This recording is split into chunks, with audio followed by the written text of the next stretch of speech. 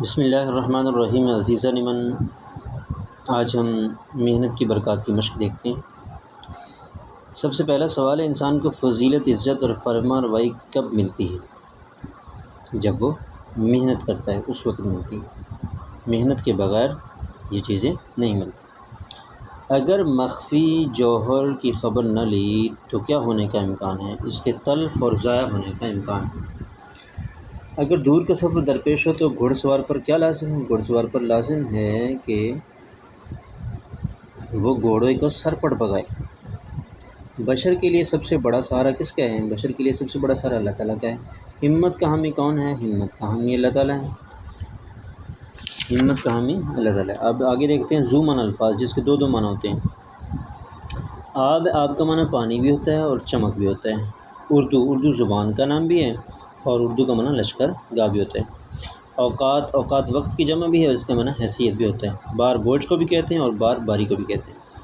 باز ایک شکاری پرندہ بھی ہوتا ہے اور دوبارہ کھلا ہوا کا معنی بھی ہوتا ہے۔ بیت گھر کو بھی کہتے ہیں، بیت شیر کو بھی کہتے ہیں۔ تاک جان کو بھی اور انگور کی بیل کو دونوں کہتے ہیں۔ تکرار کا معنی جھگڑا اور تکرار کا معنی بار بار دہرانا۔ تکیہ سرہانے کو بھی کہتے ہیں اور تکیہ بھروسے کو بھی کہتے ہیں۔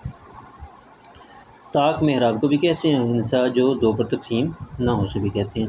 ظرف برتن کو بھی کہتے ہیں، ظرف حوصلے کو کہتے ہیں۔ عرصہ مدت کو بھی کہتے ہیں اور عرصہ میدان کو بھی کہتے ہیں۔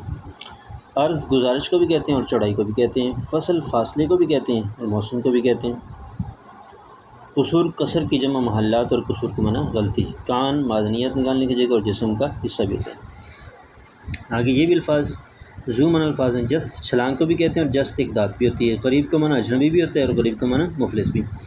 کل کا معنی پرزہ بھی ہوتا ہے اور کل کا معنی آنے والا کل۔ مانگ کا معنی جو اس بالوں میں لکیر ہوتی ہے اور اس کے بعد مانگ کا معنی طلب اور ضرورت بھی ہوتا ہے۔ لہر کا معنی موج اور لہر کا معنی خوشحالی بھی ہے۔